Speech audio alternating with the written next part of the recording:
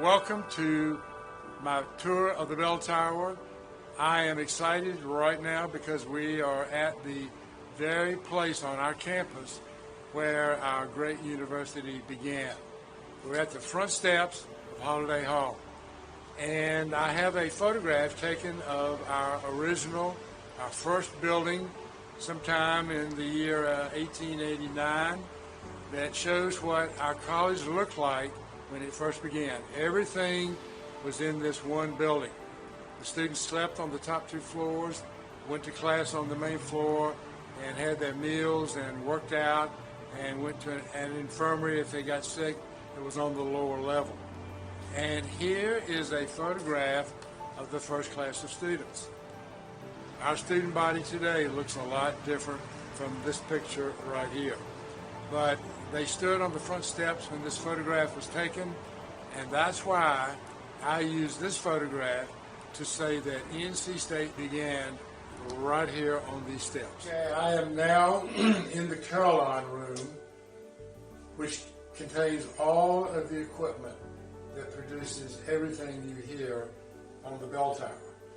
And the most beautiful instrument in this room is the Carillon, which I've just opened up.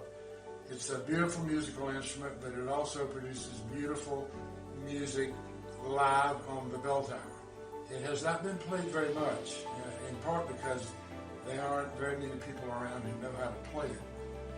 And show you what you can do on the control unit. This is the unit that controls all of the music and the chimes that you hear automatically produced on the bell tower. So what I'm going to do now is show you what happens when I touch some of these buttons between my fingers. And listen carefully, and what you're about to hear will be coming live out of the top of the bell tower.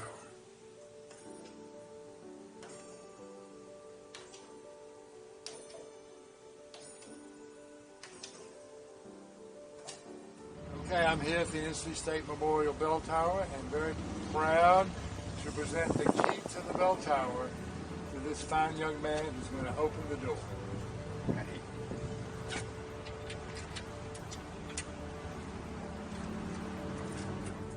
Okay, we are now inside the shrine room of the bell tower, and this is the most sacred place on the whole NC State campus.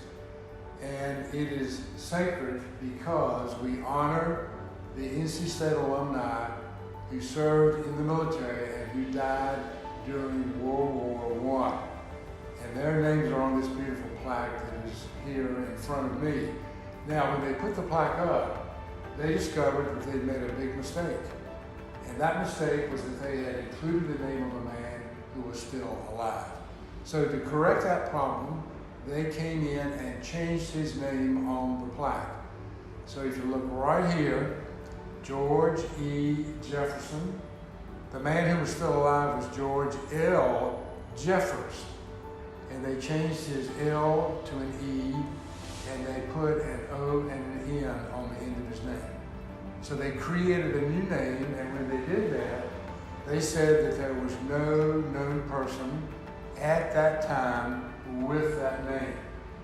And therefore, that name was designated as a symbolic name that represents all the NC State alumni who fought in the war. Thank you.